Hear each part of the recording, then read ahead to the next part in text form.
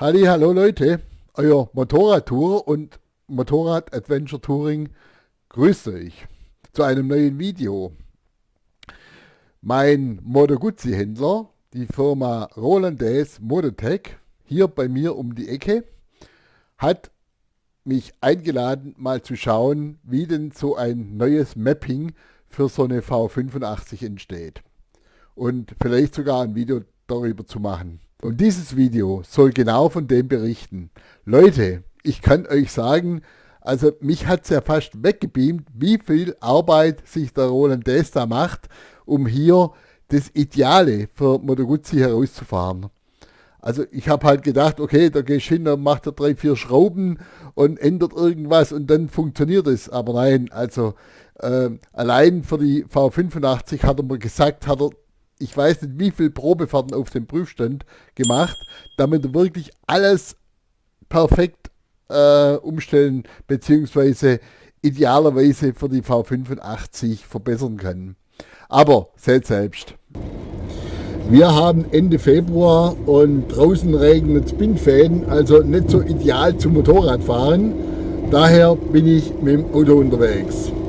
Ich fahre zu unserem Moto Guzzi Papst, Roland Dess, Firma Mototech, nach Birkenlohe. Das ist gleich bei mir um die Ecke. Der hat auf dem Prüfstand neue Updates entwickelt, speziell für die V85 TT, Euro 5 und Euro 4. Und ich sehe ja in den Gruppen, dass das wirklich oft ein Thema ist, auch vom Nachrüsten von verschiedenen Schalldämpferanlagen. Und jetzt möchte ich euch einfach mal zeigen, wie er das macht und was da dabei rauskommt. Ich denke, das ist ganz interessant für die Moto Guzzi-Fahrer und wir werden jetzt so ein kleines Interview mit ihm machen. Also, wenn es euch interessiert, bleibt dran. Super wäre ein Daumen nach oben oder natürlich ein Abonnement des Kanals, da würde ich mich sehr drüber freuen. Für die schwäbische Sprache kann ich leider nichts. Ihr wisst ja, wir Schwaben können alles außer Hochdeutsch. Also, viel Spaß beim Anschauen des Videos. Jetzt fahren wir also direkt zum Roland.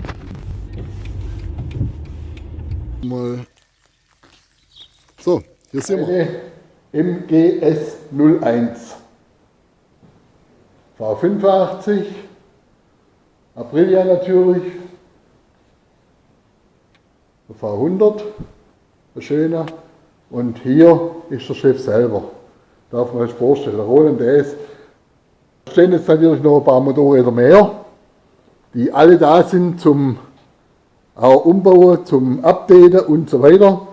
Da steht da so ein richtiges Edelstück. Hier hat der Roland selber umgebaut. Was ist das für eine? Das sieht ja heiß aus. Das war eine Daytona oder eine Centauro genau genommen. Und die haben wir auf 1280 Kubik aufgemacht, also 130 PS hat die. Auf Vergaser umgerüstet, hatte ja eigentlich mal Einspritzen, der Kunde wollte das so. Er wollte das ganz pur haben. Offene Vergaser sieht ja richtig heiß aus. Ja, und halt edelste Komponente dran. Also ein Alutank, speziell dafür gemacht, das Heck, unsere Auspuffkrümmeranlage, unsere konische, ein Brustschalldämpfer. Ja. Super. Jetzt sind wir hier. Roland Dess, Moto Guzzi Papst. Hier, bei mir direkt um die Ecke.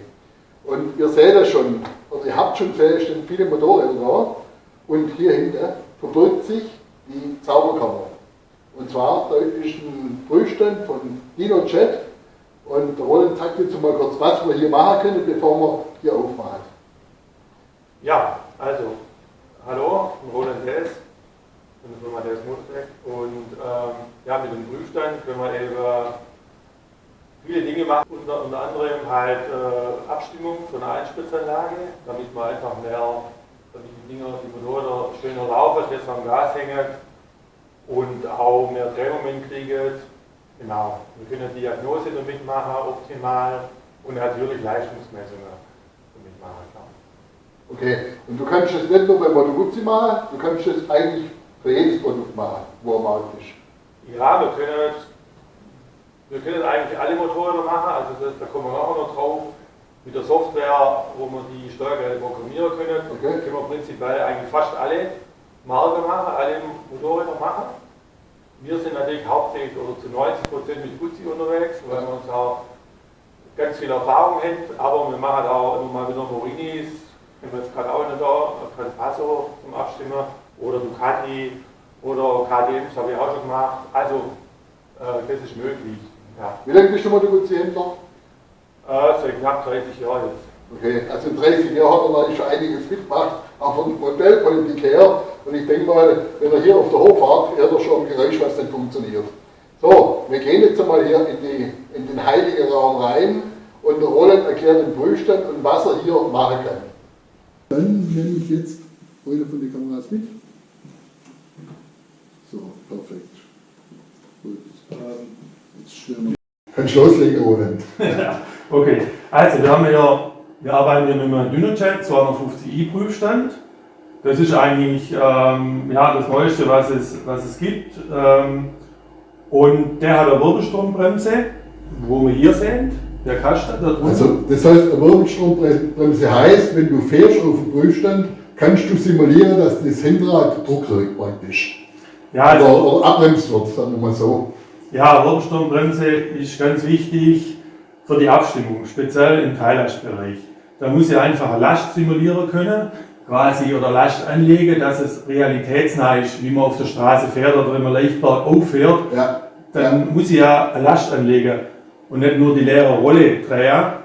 Und ich kann ohne Wirbelstrombremse kann ich maximal eine Vollgasabstimmung machen. Also Vollgas, da brauche ich nicht unbedingt eine Last, um genaue Werte zu erreichen. Mhm. Aber alles, was im Teillastbereich ist, da brauche ich eine Wirbelstrombremse. Okay. Also das ist auch, und der Teillastbereich ist beim Abstimmen eigentlich das Wichtigste, weil dort fährt man viel, da muss das Motorrad sauber am Gas hängen und auch möglichst schon mittlere Gasstellungen ein bisschen mehr Drehmoment generieren.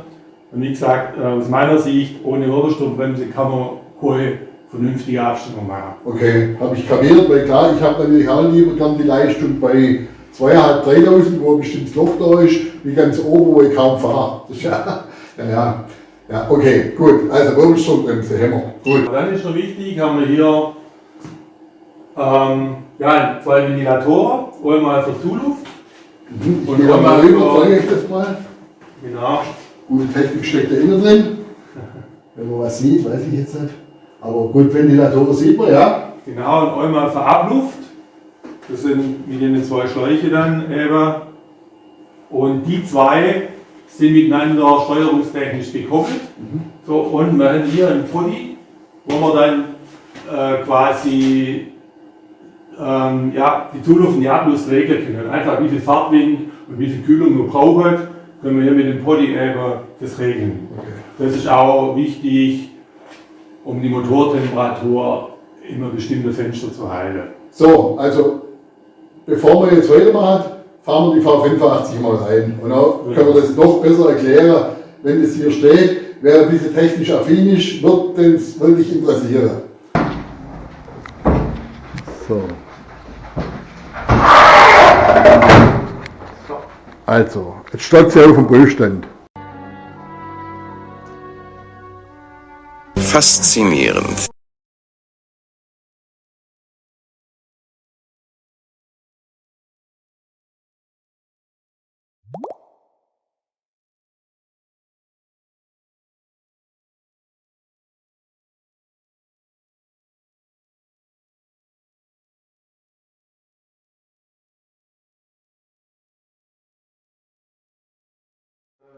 Wir haben ja bei dem Motorrad jetzt schon viele Mappings gemacht und die ist immer auf dem gleichen Stand und erst Originalmessung und dann mit den anderen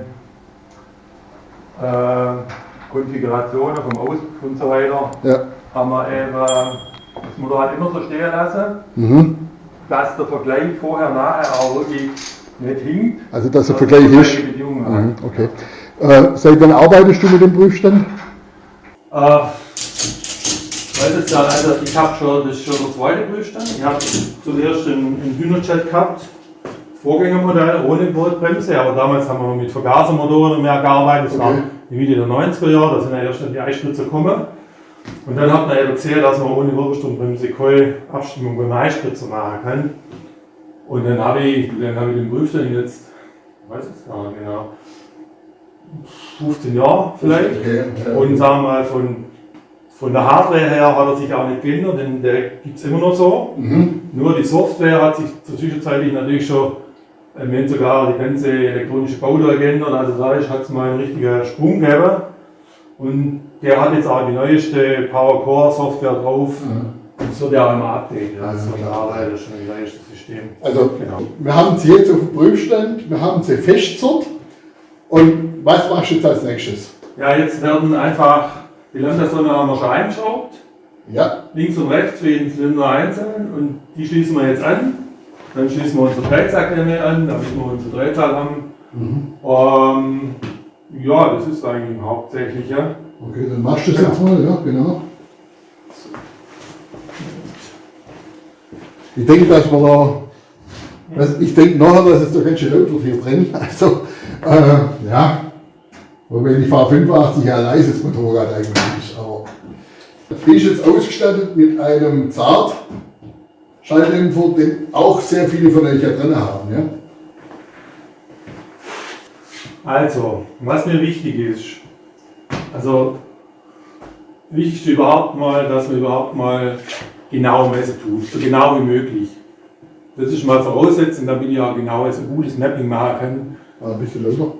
Genau, und wegen dem haben wir jetzt, versuchen wir immer mit unserer Lambda-Sonde vom Prüfstand zum Messen immer direkt in den Krümmer reinzugehen. Links und rechts natürlich. Damit wir genaue Messungen kriegen. So, und das ist jetzt zum Beispiel ein originaler Krümmer, wo man halt die Außenhülle, weil der ist ja doppelwandig, die haben wir einfach weggemacht. Bei einem sieht es ein bisschen wild aus, macht aber nichts, muss nur technisch funktionieren. So, und wir haben eigentlich, der große Vorteil bei uns ist bei Moto Guzzi, dass wir von fast alle Modelle, also wirklich über 90%, haben wir die Originalkrümmer umfunktioniert mit eingeschweißter Lambda-Sonde. Und wenn wir Abstimmung machen, dann stecken wir nur kurz unsere Messkrümmer dran und dann können wir ganz genau messen. So, wir haben auch noch andere Möglichkeiten. Bei anderen Motorrädern kann man zum Beispiel so eine Lambda-Stütze einschweißen irgendwo, wo man es nicht so arg sieht. Oder, wenn man das nicht will, dann haben wir auch eine Möglichkeit, nur kleine Bohrungen zu setzen mit so einer Einpresshülse M8. Und dann haben wir einen Adapter, wo wir dann auch so messen können.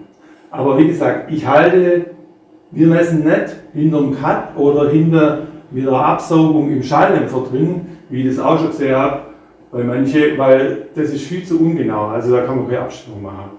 Wie gesagt, wir versuchen immer, ganz wichtig ist für mich einfach erstmal genau messen, weil das ist mal das Wichtigste überhaupt. Ich habe es ja vorhin gesagt, Roland ist ein Perfektionist und dort beginnt es einfach. Es gibt sicherlich auch andere Sätze, die machen das tatsächlich, wie er es gesagt hat, die messen hinten am Auspuff, aber wenn man technisch einigermaßen Verständnis hat, muss es vollkommen klar sein, dass da nichts dabei rauskommen kann. Ja. Und dann haben wir hier jetzt unseren Texat-Tester, wo wir hier sind ja jetzt viele Parameter, die brauchen wir nicht alle, das wäre Quatsch. Wir haben jetzt ein paar Parameter ausgesucht, was für uns wichtig ist. Also wir brauchen auf jeden Fall Motortemperatur, der Drosselladenwinkel, Gasgriffstellung, weil ich habe ja hier Drive-by-Wire, das heißt, hier seht ihr die Gasgriffstellung, Vollgas 100%. Aber was dann die Drossellappe wirklich macht, ist ja ein anderer Fall. Wie gesagt, das ist ja vom Steuergerät gesteuert. Und wir müssen das Kennfeld nach Drossellappe durchfahren. Das ist beim Drive-by-Wire gar nicht so einfach. Das ist beim Motorrad mit Gaszügen eigentlich einfach. So, und dann haben wir halt einfach unsere Lambda-Regelung hier.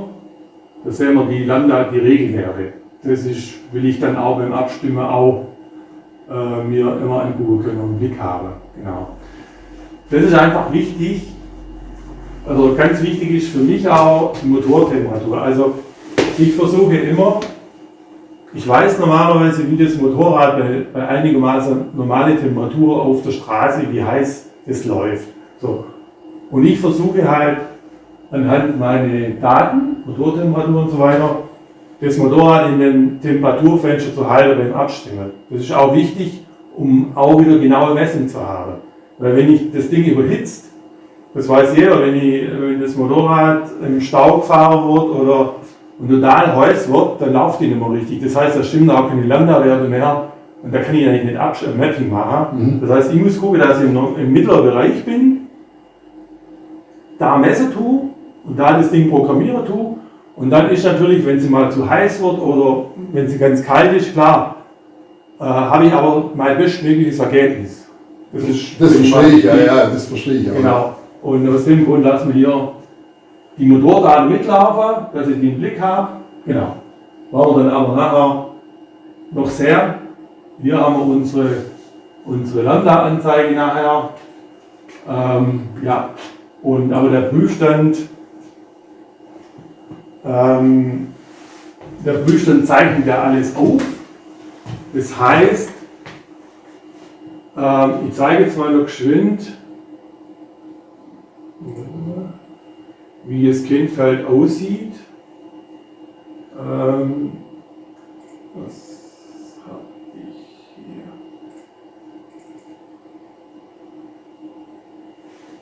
Das ist jetzt einfach mal ein Spritkennfeld vom linken Zylinder. Okay. So sieht es aus. Sieht aus wie eine Excel-Tabelle. Hier oben habe ich meine Drosseldappenwinkel.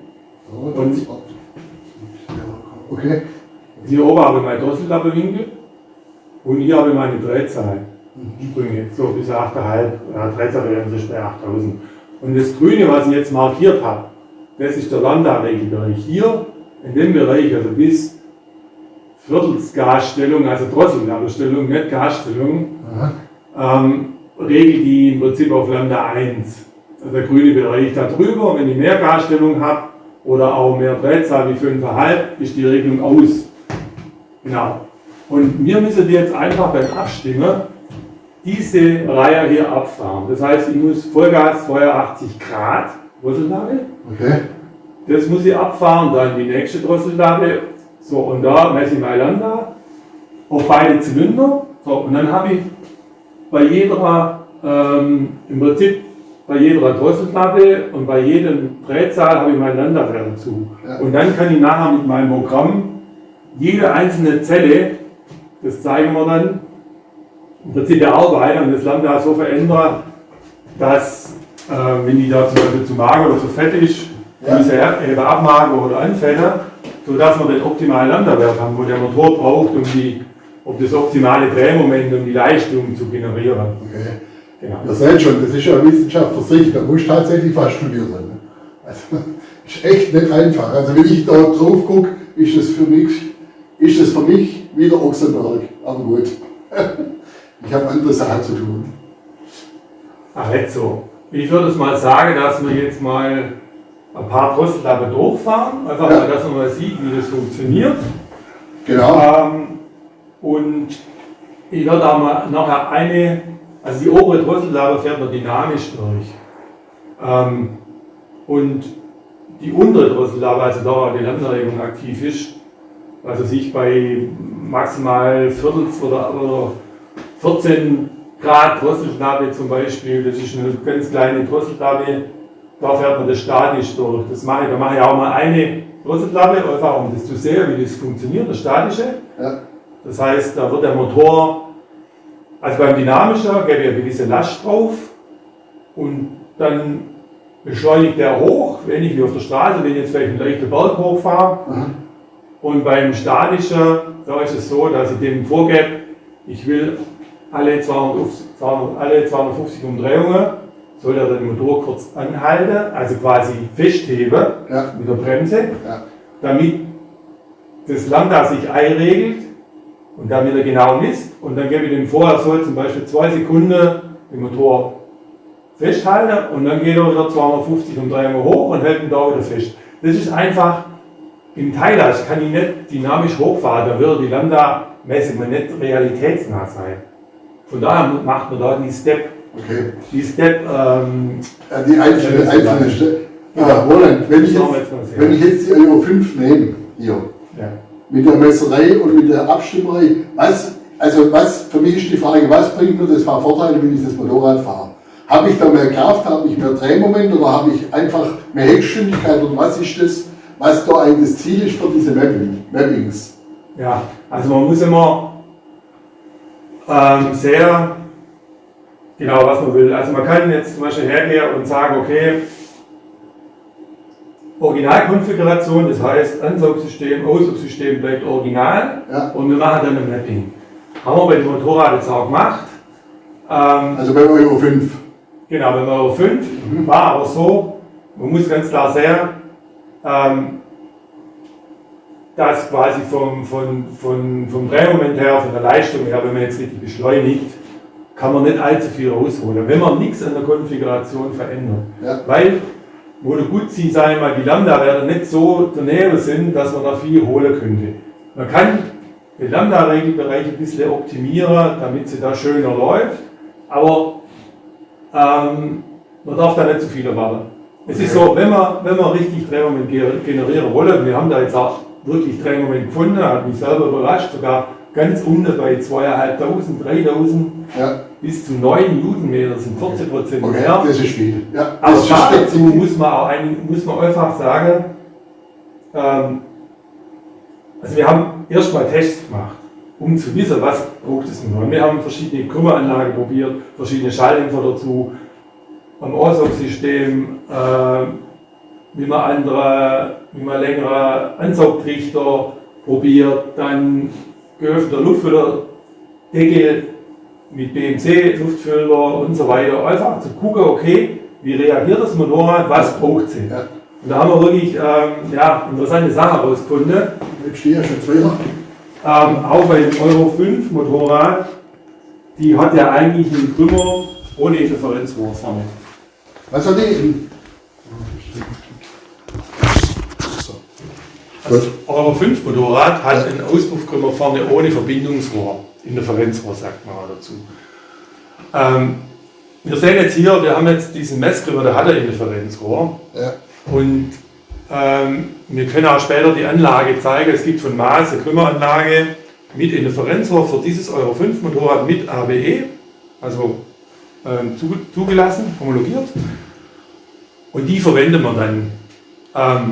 Und da haben wir auch in dem Querrohr haben wir nur eine Durchflussveränderung gemacht. Das haben wir auf dem Prüfstand so lange probiert, um den optimalen Kompromiss rauszufinden. Okay. Damit wir möglichst eine saubere Drehmomentkurve kriegen mit möglichst viel Drehmoment.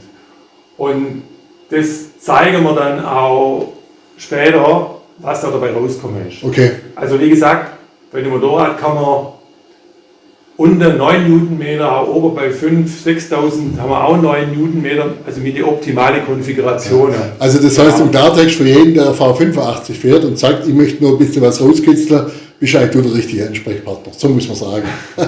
Ja, also sage ich bin wirklich eine Woche, ich habe über 300 Messfahrten gemacht. Okay. Ich bin über eine Woche Zeit investiert, bis ich einfach mal weiß, okay, was kann man mit was erreichen, also mit welchem Auspuffsystem, und dann kann der Kunde, wir haben auch gesehen, wir haben 3 verschiedene Schalldämpfer, Original, einen Akrapovic und einen Zart, der jetzt gerade dran ist. Ja. Und dann kann auch der Kunde quasi entscheiden, der Zart ist jetzt der lauteste. Also der ist schon mit der anderen Krümmeranlage schon deutlich lauter wie Original. Ja. Der geht unten raus unheimlich gut. Ja. Ist aber wie gesagt schon Also, laut. okay. Der Originale ist leiser und der Akrapovic ist der leiseste. Der Echt? Akrapovic Das ist glaubt der man gar nicht, leiseste. oder? Das glaubst du gar nicht Und eigentlich. der ist unten schlechter bei 2.000, 3.000, dann ist er aber in der Mitte bei 4.000, 5.000 ist er der Beste. Okay. Also da kann der Kunde sagen, okay, ja, das ist mir zu laut, ich nehme den Akrapovic. Der hat dann ein bisschen andere Drehmomentkurve, also das kann man sich dann einfach ein bisschen zusammenstellen. Das gucken wir uns aber noch einmal an. Genau. Genau. Jetzt würde ich einfach sagen, dass wir das mal durchfahren, Genau, jetzt machen wir das mal. dass man Genau. sieht, und dann können wir dann auch noch was dazu sagen. Genau, wir machen jetzt hier unsere Lambda-Sonderheizung an, links und rechts. So, das dauert so ein bisschen und dann geht hier die Sondermessung an. Und dann können wir auch, fahren wir das Motorrad erstmal warm, das sehen wir ja hier an der Motortemperatur. Okay, Da ist auf jeden Fall, weil das Motorrad läuft eigentlich, das ist ja die Kopftemperatur, hat es nichts mit der Öltemperatur unbedingt zu tun. Das Motorrad läuft eigentlich so bei so zwischen 110 und 140 Grad im Normalfall. Okay. Oder 130 mindestens auf der Straße. Ja. Wird auch teilweise deutlich heißer. Aber wir gucken, dass wir in dem Temperaturfenster dann fahren. Und Okay. dann fahren wir sie erstmal warm und dann genau, können wir messen. Okay, dann fahren wir es jetzt warm und dann geht's weiter. Also Step 1 ist jetzt Warmfahren. Genau. So. Wie auf der Straße. Warmfahren ist schon wichtig. Ja.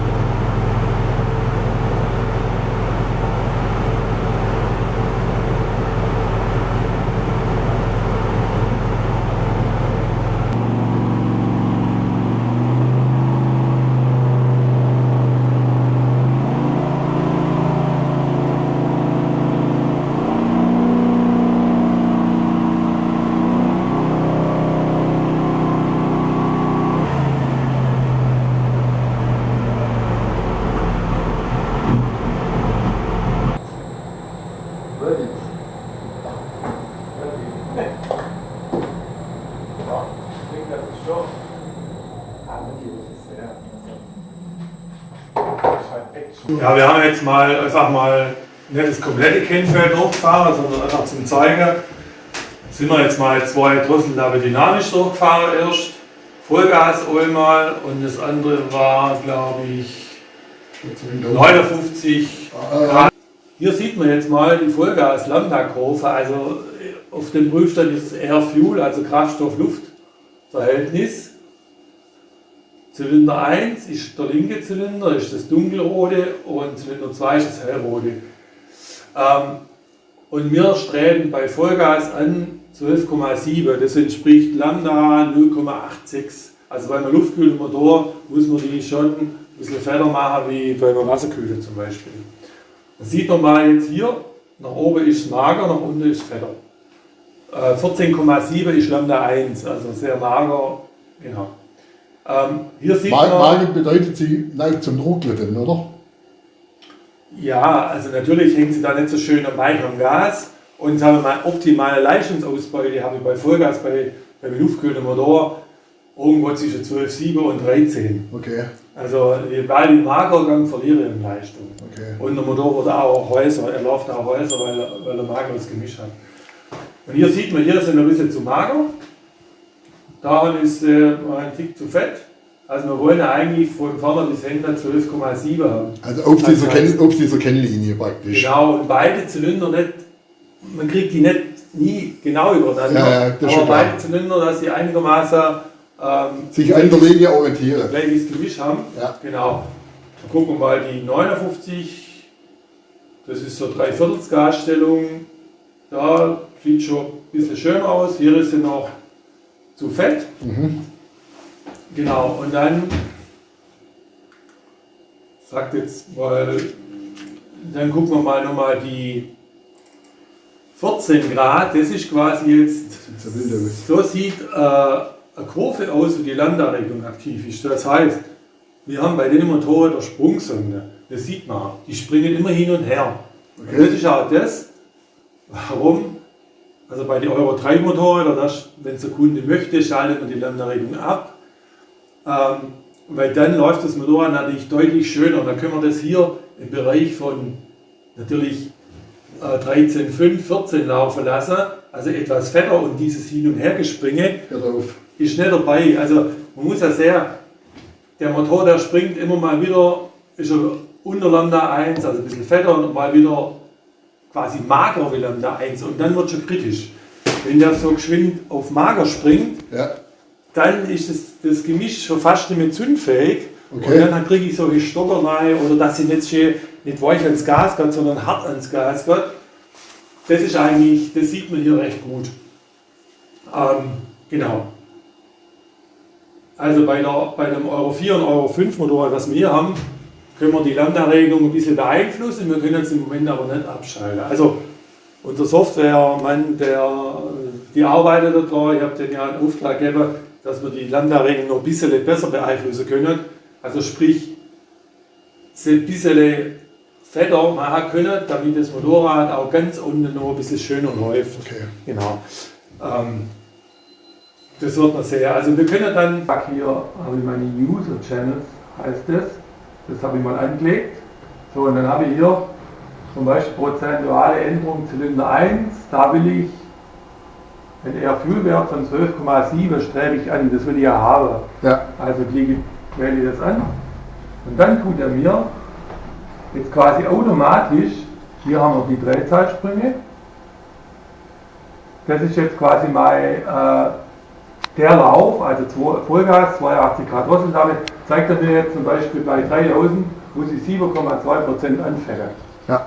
Oder hier muss ich, da oben aus ist zu fett, Ja. da muss ich 3% abhaken. So. Okay, das macht er automatisch.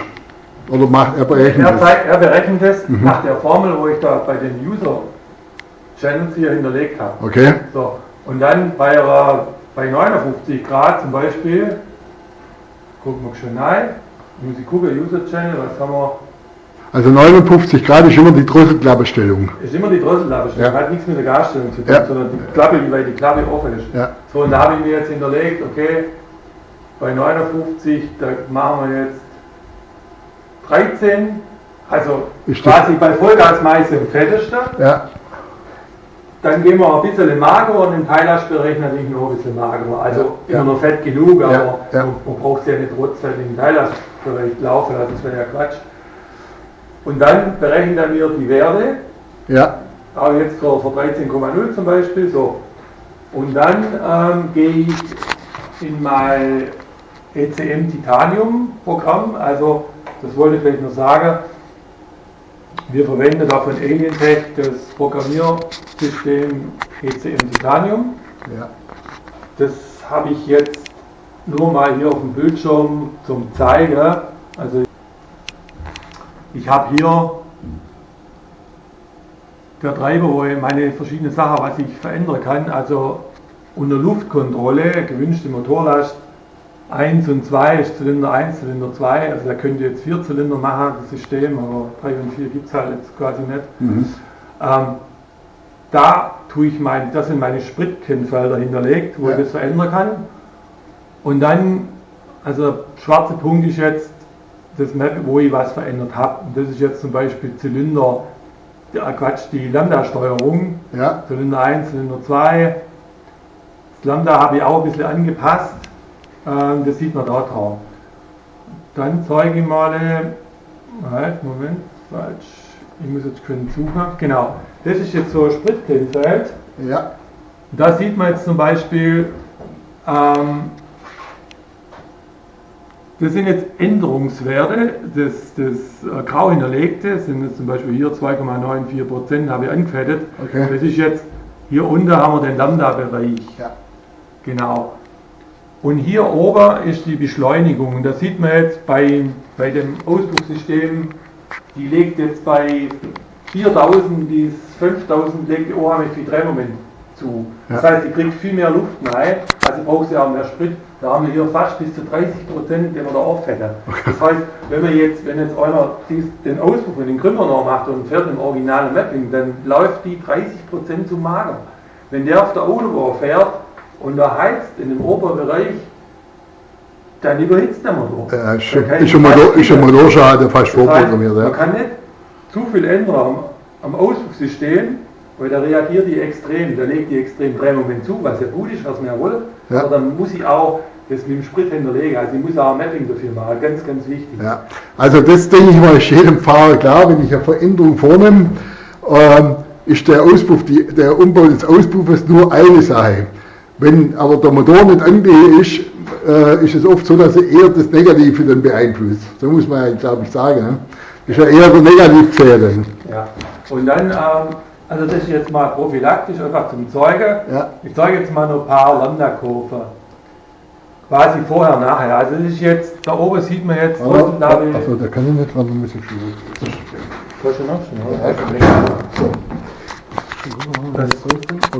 Das ist jetzt einfach ein Lauf mit 36 Drossellabe, ist so Halbgasstellung. Ja. Und da sieht man jetzt, wo ich angefangen habe, hier in dem Bereich, wo sie so viel Drehmoment zulegt, ist sie richtig mager. Und die Zylinder sind brutal weit auseinander. Linker Zylinder, rechter viel mager, wie der linken geht. Ja. So. Und dann haben wir das eben so lange programmiert, verändert, bis wir dann jetzt haben wir quasi dann die blaue Kurve als Ergebnis. So, und das sieht schon mal ganz gut aus. Wir wollten 13,0 ungefähr haben. Ja. Beide Zylinder einigermaßen gleich. So würde ich jetzt sagen, ist das gut. Okay. Genau. Ich habe nochmal eine extreme Kurve. Es gibt eine Krümmeranlage für die Euro 5, wo kein Querrohr hat, so wie wir das machen. Das kann man eigentlich ohne Mapping gar nicht fahren, meine Augen, also aus meiner Sicht. Da sieht man jetzt, bei der Krümmeranlage, die hat auch keine schöne Drehmomentkurve. Das heißt, die Krümmeranlage, die legt bei 3000 so viel Drehmoment zu, dass sie da nicht so dermaßen abmagert. Ich meine, da sind wir ja weit über Lambda 1 schon. Ja. Und dann, der Krümmer hat auch das Problem, bei 3000 legt er wahnsinnig zu und dann geht er in ein Drehmomentloch rein. Das sieht man hier. Hier hat sie das Loch und wegen dem überfettet sie hier. Ja. Hier kriegt sie quasi wenig Luft rein Also muss man seht ihr das. Also Ja, oben die Fälle Drehung sind- spitz und hier geht es dann wieder abwärts. Ober geht es dann relativ gut und da sind auch komischerweise hier die Zylinder wahnsinnig weit auseinander. Da ist der linke jetzt auf einmal mager und der rechte, der wäre jetzt nicht ganz schlecht quasi. Also da sieht man mal, was da passiert, wenn man am Motorrad viel ändert und die Leute meinen, ja, klar geht sie bei 3000 besser, auch wenn sie so mager ist. Aber beim Motor tue ich ja nichts gut. Ja. Und außerdem hole ich auch nicht das raus, was Ja. der Auspuff könnte. Der wird heiß wie die Sau, eigentlich, wenn du unten fährst und hat zwar schon mehr Leistung, das hat er ja, der Drehmoment, aber das ist halt für den Motor nicht gut. Ich zeige euch mal, ich muss jetzt schon ein bisschen suchen. Ich habe die Drehmomentkurve für diesen komischen Krümmer. Moment mal. Genau, das sieht man jetzt. Also blau ist original Euro V85 Euro 5. Ja. Blaue Kurve ist ganz original. Und die rote Kurve ist dieser spezielle Krümmer, wo ich gesagt habe, wo bei 3000 so viel zulegt, das sieht man ja hier, Ja. wahnsinnig. Ja. Da wagert sie total ab und hier hat sie ein Ja, Drehmomentloch, ja, genau. hier überfettet sie und Ja. oben aus geht sie wieder gut. Ja. Also hier sieht man das wirklich gut. Das ist jetzt das Ergebnis, was wir rausgefahren haben. Also rot ist jetzt in dem Fall, das sieht man jetzt hier, wenn man es lesen kann, rot ist Originalzustand wieder, also es sind jetzt nur Drehmomentkurve. Ja. Weil da sieht man das eigentlich auch am besten. Drehmoment ist das, was man spürt, wenn man beschleunigt. Die Leistungskurve ist eher uninteressant. Okay, da sieht man jetzt, wir haben jetzt 3 verschiedene Auspuffe. Also einmal ganz Originalsystem, Das ist der rote. das ist der rote, und dann haben wir unseren Maßkrümmer mit Querrohr plus Originalauspuff ist grün. Sieht man hier? Also Maßkrümmer ist ein Nachmischsatz, wo es gibt zu kaufen mit AWE. Genau, Ne? mit AWE, genau. Okay. Und da haben wir jetzt mit dem Originalauspuff die grüne Kurve. Also man sieht jetzt mal bei 2400, da Ja. haben wir ja schon, weiß nicht, das sind jetzt ungefähr 7-8 Newtonmeter mehr. Ja. Gut, dann geht es so weiter. Hier haben wir ein bisschen mehr wie Original und da oben haben wir wieder 9 Newtonmeter mehr. Also Und ist da oben der auch grüne Leistung. ist was? Ist Originalauspuff. Okay. Also dieser Krümmer mit in Verbindung mit dem Originalauspuff. Also der Maßkrümmer in Verbindung mit dem Originalauspuff. Genau. Ist ja schon mal nicht schlecht eigentlich, oder? Und dann mit dem lauterer Auspuff, der Zart ist halt lauter. Ja. Das ist die gelbe Kurve, das ist der Zart. Ja, okay. Der sieht man da, der ist halt offener, der bringt da unten nochmal mehr. Ja. Also hier haben wir ja 9 Newtonmeter mehr bei 3000 Umdrehungen. Brutal. Das ist brutal viel. Hier hat er wohl eine leichte Delle, aber es ist ja, er verliert ja kein Drehmoment. Nee, immer noch besser wie der Original. Oben aus sind sie eigentlich alle ungefähr gleich. Ja. Und dann haben wir die blaue Kurve, das ist der Akapowitsch, das ist der leiseste Auspuff. Okay. Also wer es nicht zu laut haben, da sieht man aber, dass er hier halt nicht ganz so gut ist, Ja. ganz da unten, Ja. aber hier in der Mitte, Ja. so ab 3,5, 4, da ist er eigentlich der Beste. Da ist er jetzt wieder besser. Oben aus, wie gesagt, sind sie alle gleich. Okay, also das heißt eigentlich im Klartext, wenn ich sie modifizieren will, dass die richtig gut läuft, brauche ich einen Krümmer, einen anderen Krümmer. Richtig. Ich brauche einen Auspuff. Den ich, Man kann im Originaler Auspuff fahren, da hat man die grüne Kurve, ist ja durchaus okay. Und ich brauche einen Luftfilteränderung. Das habe ich jetzt vergessen zu sagen, genau, das habe ich hier auch geschrieben. Wir haben einen BMC-Filter drin, so einen Sportluftfilter. Aber das ist eigentlich nicht so das Maßgebende, das wird man auch mit dem Original, mit einem guten Papierluftfilter, wenn er sauber ist, Okay. genauso erreichen. Aber das Wichtige ist der geöffnete Luftfilterdeckel, dass die mehr Luft kriegt. So, wenn man das Und das ist auch alles gesetzeskonform, oder? Also das Ding hat ABE oder was weiß ich was dabei. letztendlich bewegt man sich da schon in der Grauzone. Also jetzt mit dem Auspuff nicht eigentlich, weil Die haben eine der ABE. Krümmer hat eine ABE. Ja, klar. Da ist auch einer drauf, da kriegt man auch ein Zertifikat dazu.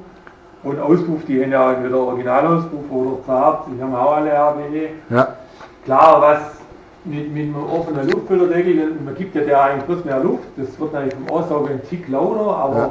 ich sage mal, bei dem Zart höre ich das eigentlich nicht. Früher konnte man das auch eintragen, eventuell kann man das eintragen, wenn man das haben will, aber das sieht kein Mensch. am besten macht man Aber gar nichts. genau genommen, Ja. ja. Also wenn man das nicht haben will mit dem offenen Luftfilterdeckel, dann hat man da unten die gleiche Kurve. Aber hier da oben, die 9 Newtonmeter, Ja. da haben wir vielleicht noch 3-4 Newtonmeter. Also da oben gewinnt, da braucht sie eben die Luft. Da unten braucht die Luft nicht. Okay. Mit dem offenen Deckel. Das heißt, Also, wir haben für alles eigentlich ein Mapping jetzt schon fertig. okay. Bei wie vielen Umdrehungen sind wir da jetzt, wo sie diese 9 Newtonmeter entwickelt? Oben? Ja. Ja, das sieht man unten, da sind wir bei 5,5. 5,3. Also das ist natürlich schon ein Bereich, wo man eigentlich auch fährt. Muss man sagen. Also, Also, überholt. ja, genau. Und genau. da ist schon ein Bereich, wo man nutzen kann. Ja, ja. Also vielleicht in den Bergen nicht so, aber Ah, doch, eigentlich auch. eigentlich Ja, auch. Also wenn ja. man mal kurz gerade kommt, weil der Auto überholen, dann Gut, wobei 9 Newtonmeter, wie viel Prozent? Das sind richtig viel. also unten haben wir 9 Newtonmeter, sind es da 14%, oben sind es brutal. 12%. Das ist aber richtig was, viel. wo man richtig spürt. Ja, das Also spürt man richtig. Wo einem auch was nutzt. Also, Gut, ich weiß es ja von meiner ersten Style oder von der zweiten, da war sie genauso, die hat auch dieses Drehmomentloch da gehabt und da hast du in den Berg fast gar nicht fahren können. Und nachdem du sie umgestellt hast, war das weg. Ja, Die war halt ein wenig lauter, okay, das ist ja, aber damals noch, da war es noch in, heute ist es nicht mehr ganz so in, ja. genau, also das ist das, was wir erreichen können. Also wie Ja. gesagt, mit dem Maßkrümmer, wo wir dann dieses Interferenzrohr vorne, das Querrohr noch modifiziert haben, also mit dem Durchlass, den haben wir verändert. Okay? Das haben wir, weil sonst funktioniert das auch nicht so gut. Sonst haben wir wieder ein Loch drin, Ja. woanders. Ja. Das Loch ist dann bei 3000, Ja, komischerweise. Also da haben wir wirklich ewig rumprobiert und einen optimalen Kompromiss rausgefunden. Und ich habe jetzt eigentlich nur Schmankerl vor, ich will noch was probieren. Ob das was wird, wo man verkaufen kann, weiß ich nicht. Wir werden in das Querrohr mal eine Klappe einbauen, wo man elektrisch steuert nach Drehzahl. Das wäre das Optimale. Da können wir, also das bringt da oben nichts, aber da unten können wir noch mehr Drehmoment generieren und noch eine schönere Linie hinkriegen.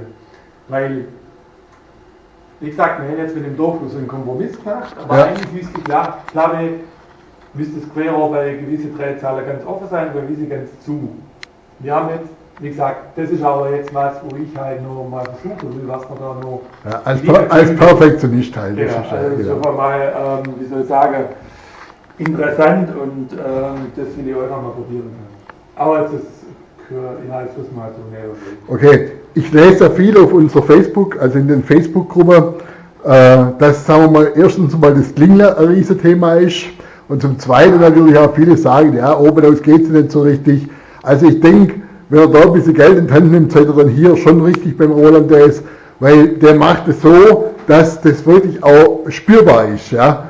Es bringt ja nichts, wenn man einen Satz im Internet kauft, das Ding einbaut und nachher ist es eigentlich kontraproduktiv. Ja. Wie gesagt, mit dem Klingler, das erste ist mal wichtig, dass die Lambda-Kurve, dass das Lambda stimmt, dass es nicht zu mager ist in Ja. bestimmten Bereichen. Ja. Dann ist das Klingler im Normalfall eigentlich schon weg. Wir können eigentlich das Klingler richtig behaupten, also es gibt da verschiedene, die Motoren sind ein bisschen unterschiedlich. Der eine klingelt ein bisschen mehr, der Ja. andere ein bisschen weniger. Ja. Weil es auch einfach Toleranz gibt im Motor. Aber wir können hier im Zündkennfeld, wir haben ja hier das Zündkennfeld für jeden Zylinder, Ja. da kann ich auch zum Beispiel sagen, okay, wo klingelt sie? Das kann ich auf dem Prüfstand probieren, wo sie klingelt und kann dann auch die Zündung zum Beispiel da ein bisschen zurücknehmen. Ja. Dass man das Klingeln wirklich ganz wegkriegt, Ja. ohne dass man jetzt eine Leistung verliert. Mhm. Also da haben wir eigentlich alle Möglichkeiten, sage ich mal. Genau. Gut. Ich meine, ich habe das jetzt ja gesehen, das ist schon sehr, der Roland macht das auch wirklich sehr akribisch und wirklich, wie er sagt, er kriegt, wenn er ein Problemfällchen hat, ist das für ihn kein Problemfällchen, weil er macht es weg. So, also wir haben jetzt euch gezeigt, wie das funktioniert, wie man hier so ein Mapping erstellt und wie man vielleicht das aufs Motorrad drückt. Jetzt geht es ja darum, wie ihr das macht, wenn ihr sowas bestellen wollt. Und grundsätzlich, wir haben es vorher schon mal angesprochen, der Roland kann das für Moto Guzzi machen, da ist er eigentlich prädestiniert dafür, für Aprilia denke ich genauso, für Ducati, KTM und was es so alles gibt. Er kann euch hier helfen, wenn ihr hier einfach ein Problem habt vom Laufen her. Und dann ist es so, es gibt verschiedene Wege, wie ihr da dazu kommt, die beschreiben wir jetzt. Und ihr geht am besten mal auf die Internetseite www.daes-motortech.de und dann gibt es einen Job. Und der zweite sagt jetzt der Roland. Genau. Also wie gesagt, wir haben die 3 Möglichkeiten. Einmal, der Kunde kommt zu mir und dann können wir eben, je nachdem was er dann haben will, vom 3-Moment-Kit her, die Krümmeranlage, den Schalldämpfer montieren, Anzugssystem verändern zum Beispiel, wenn er das haben will. Und dann das passende Mapping, was wir hier ja schon gemacht haben. Okay. Also wir haben jetzt mittlerweile über 10 Mappings gemacht, verschiedene Konfigurationen, nur für das Euro 5 Motorrad. Dann kann man eben das draufflashen, drauf programmieren auf Steuergerät, so, und er kann wieder weiterfahren. Ich frage jetzt mal drauf, wenn jetzt einer kommt, der fährt so ein Centenario, wie ich gefahren habe, hat einen Zartauspuff drin, keinen Krümmer. Dann sage ich Roland, ich habe das Motorrad, das Modell ja, und habe den Auspuff, und dann kannst du mir genau für dieses Modell mit dem Auspuff das Mapping liefern, ein verbessertes Mapping liefern. Genau, weil es ist so, bei Alientech, mit der Technik ist es so, dass ich erstmal, wenn ich im Mapping drauf spiele, tue ich erstmal dieses Originale auslesen und dann sehe ich genau, was ist für Mapping, ob der zum Beispiel das neueste Update drauf hat, Okay. weil das ist wichtig, das sehe ich an der Kalibrierung. Und das System wird auch gleich sagen, wenn das die falsche Kalibrierung ist, das passt nicht. Okay. Ich kann es gar nicht draufladen. Also da kann ich eigentlich gar keinen Fehler machen, weil ich eben das Original erstmal auslese und dann dieses passende habe für die Konfiguration, wo ich eben hier entwickelt habe. Und wir sprechen jetzt nochmal von der V85 speziell, TT, Modelljahr oder egal, Euro 5, Euro 5. Euro 4. Da gibt es ja diese. Euro 4 kommt jetzt als nächstes, werde ich nächste Woche anfangen. Ja, Da habe ich ja schon 2 Motorräder da, wo ich machen muss. Da gibt es dann auch die Variante mit dem Auspuffsystem. Also im Prinzip dasselbe, bloß eben Euro 4 muss ich neue Mappings machen, weil die hatten einen anderen Rechner, eine Rechnergeneration. Okay. Da muss das eben nochmal alles komplett machen, aber das kommt jetzt als nächstes. Genau. Und Leute, auch eins ist ja auch klar, wenn du draußen beim Roland auf die Kennzeichen guckst, die sind natürlich nicht alle hier aus der Ecke, sondern die kommen wirklich weit her. Also Berlin war vorne eins gestanden, habe ich gesehen, ein Freiburger Kennzeichen. Also das sind schon Leute, die wissen, was er macht und auch hierher kommen und denken, die war das Video. Genau. Ja. So, machen wir weiter also gerade von der Bestellung, oder wie läuft es dann weiter, wenn der auf deiner Seite ist, dann im Shop drin ist. So. Genau. Also genau, wir werden das dann hoffentlich in 1, 2 Wochen oder jetzt der nächsten im Shop drin haben. Da kann man dann entweder über das Fahrzeug reingehen, also man sucht sein Fahrzeug raus, V85 TT, und dann wird es eben angezeigt, was wir da dafür haben. Ja. Motortuning-Bereich, klickt man da rein auf das Produkt und dann wird es auch nochmal erklärt. Da sind auch eine Leistungskurve hinterlegt. Okay. Da gibt es die verschiedenen Kits mit den verschiedenen Konfigurationen. Also jetzt Mapping für einen Serieauspuff oder Serieauspuff mit offenem Luftfüllerdeckel oder dann die Variante mit Krümmer, Originalauspuff oder anderer Auspuff. Also das kann man sich da auswählen. Da hat man eigentlich auch die Preise, das wird es auch nochmal erklärt. Sind auch die Leistungskurve hinterlegt. Genau. Und dann kann man, wenn man das dann bestellt in den Shop, dann kriegt man eben zum Beispiel den Krümmer, dieses Flashgerät, also diesen Kundenflash, diesen PowerGate 3 Plus, heißt der. Ja. Das kriegt der Kunde zugeschickt. Und dann kann er dieses Gerät an den Diagnosekabel, an den Diagnosestecker vom Motorrad anstecken und tut das originale Kennfeld auslesen.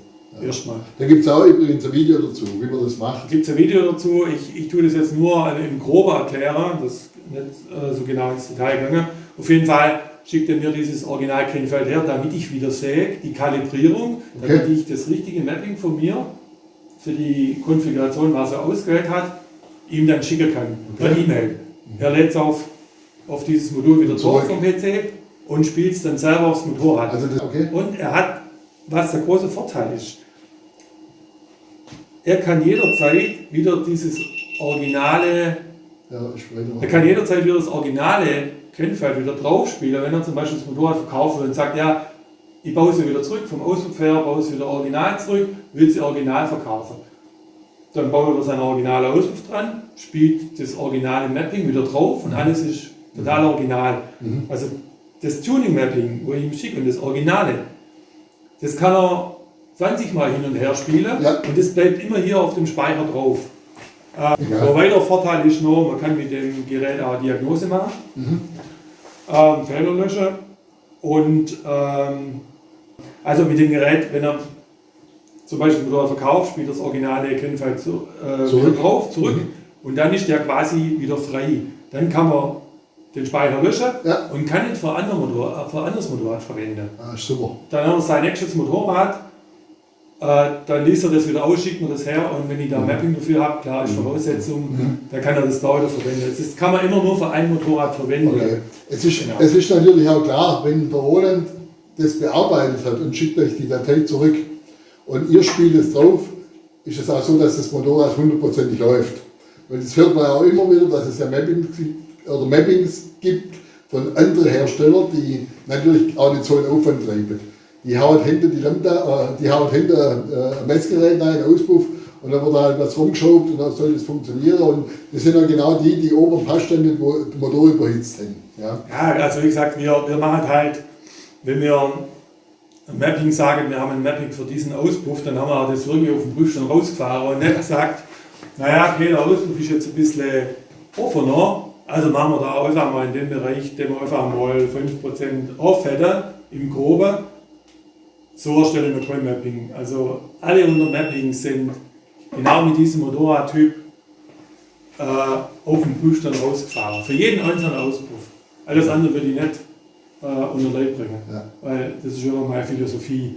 Und ja, da gibt es natürlich Unterschiede auf dem Markt. Also Roland ist seriös, das habt ihr jetzt auch gemerkt, sicherlich schon durch das, wie er es ausführt, ist absolut technikaffin. Bin ich jetzt nicht so, muss ich ehrlich sagen, aber für mich muss es funktionieren. Aber ich denke mal, dass ihr da jetzt schon relativ viel mitgenommen habt und auch gesehen habt, dass das echt ein Aufwand ist zu machen. Ja, muss man sagen. Also der dritte Punkt wollten wir noch sagen, also wenn jetzt ein Kunde sagt, er will jetzt aber auf seinem Motorrad wirklich ganz genau haben, so gut wie möglich, dann kann man immer noch sagen, okay, er kauft sich zum Beispiel dieses Mapping mit dem Powergate, flasht es aber drauf und dann ein halbes Jahr später zum Beispiel macht man was aus und er kommt her und wir machen mit dem Motorrad eine Abstimmung. Also stellen aufs Motorrad drauf und machen eine individuelle Abstimmung auf dieses Motorrad. Dann hat man es halt, ja, genauer geht es dann nicht mehr. Ja. Dann hat man einfach die Serienstreuung von den Motorrädern, was man original ja aber auch hat. Wenn man in der Originalkonfiguration fährt, die schaut es ohne ein bisschen besser, dann schlechter. Das hat man dann eben draußen. Ja. Also das ist aber schon ein gewisser Aufwand. Genau. Ist nicht unbedingt notwendig, möchte ich mal behaupten, weil die heutigen Motorräder sind von den Toleranzen nicht mehr so groß, wie das schon mal früher war. Ja. Also die Mappings, möchte ich behaupten, funktionieren schon. Ja. Wie gesagt, wenn es einer ganz genau haben will, können wir das gerne machen. Ja. Da müsst ihr halt das Motorrad nicht herstellen. Weil klar, das unter dem Fahrrad zu machen ist sehr kompliziert, das geht nicht. Das heißt, ihr müsstet halt hier einen Termin ausmachen. Ihr könnt, klar, ihr seht ja schon, der Roland ist ein Techniker, der sitzt nicht den ganzen Tag im Büro. Und es ist einfach so, ihr könnt anrufen nachmittags ab zwischen 3 und 5, denke ich mal. Zwischen 2 und halb 7 eigentlich, ja. Also zwischen 2 und 18:30 Uhr könnt ihr anrufen. Da ist die beste Zeit und wenn da noch Fragen sind oder natürlich auch zuerst mal Kontaktaufnahme per E-Mail, dass er mal einfach schreibt, was er für ein Problem hat. Wir haben ja schon mal ein Video gemacht über das TTX 46 Federbein von Öhlins und da waren im Nachgang auch einige Fragen da. Das funktioniert auch, also da gibt es eine Antwort, auch wenn er, ich glaube ein Franzose hat mal geschrieben oder ein Italiener, das funktioniert auch für die Leute. Ich weiß, es sind ja sehr viele in der Gruppe, die Französisch oder Italienisch sprechen, aber da funktioniert es genauso. Ja? Ja, wir haben jetzt für die V85 auch, wie gesagt, fahrwerkstechnisch dieses Öhlins-Federbein, aber nicht ein spezielles Öhlins-Bein, das TTX 46. Und wir haben jetzt auch in Zukunft für vorne, für die Gabel, der Andreani Cartridge. Genau, was auch sehr gut funktioniert eigentlich. Also Leute, ich hoffe, dass wir euch das ein bisschen näher bringen können. Der Roland, hast du super gemacht. Also, ja, und ihr müsst einfach, überlegt euch das und wenn ihr Probleme habt, meldet euch. Ja, ist für mich auch absolut Neuland, dass man das so explizit einstellen kann, muss ich echt sagen, aber ist ja super. Ja, genau. Also, danke, dass ihr dabei wart. Dankeschön. Daumen nach oben und super. Ja, Leute, das war jetzt ja ein ziemlich technisches Video und der Roland Daes hat es wirklich so erklärt, dass es zum Verstehen ist. Das hat jetzt doch ziemlich lange gedauert, aber ich denke, für den einen oder anderen wird sich das lohnen. Ich wollte jetzt noch schon 2, 3 Sachen sagen dazu. Also bei mir war es ja so, als ich 2008 zu Moto Guzzi kam, Die erste Stelvio, die ich gefahren habe, die war ja auch, die hat unten ein enormes Loch gehabt, die war in den Alpen wirklich fast überhaupt nicht zu fahren. Du gabst Gas und dann ging die zuerst mal in das Loch rein und dann brauchte die Drehzahlen, dass sie kam. Und das hat der Roland in einer Prüfstandsfahrt wirklich fast alles perfekt weggekommen. Und bei der zweiten Stelvio, die ich gefahren habe, war das gleiche Thema. Also ich kann das nur herausragend loben, wirklich eine ganz tolle Sache. Und wenn man hier ein bisschen perfektionistisch veranlagt ist, ist man da sicherlich richtig. Zum anderen werden natürlich im Internet, da habe ich auch mal nachgeschaut, sehr viele Mappings angeboten. Nach dem, was ich jetzt hier gesehen habe, kann ich mir überhaupt nicht vorstellen, dass andere Firmen so einen Aufwand treiben. Aber da muss man schon, wie der Roland ja selber gesagt hat, sehr perfektionistisch arbeiten, um hier auch dem Kunden gegenüber einfach das Beste anbieten zu können. Oder was ungenaue Messungen oder schlechte Mappings machen können, das hat der Roland ja erklärt. Also da ist ja bis zum Motorschaden wirklich alles drin. Aber das muss jeder für sich selber entscheiden. Ansonsten, ich war immer sehr zufrieden. Ich wusste, wenn meine Guzis hierher kommen zum Service, wurde alles gemacht, was notwendig war. Und das war auch nie ein Thema. Ich habe da vollstes Vertrauen dazu. So, ich hoffe, euch hat es alles ein bisschen gefallen. Und wenn ihr technische Fragen habt, ruft ihr einfach einen Roland an oder schreibt ihm. Die Kontaktdaten sind im Text hinterlegt, sodass hier Kontaktaufnahme gemacht werden kann. Also, danke, dass ihr dabei wart und bis bald. Euer Motorradtour und Motorrad Adventure Touring. Tschüss!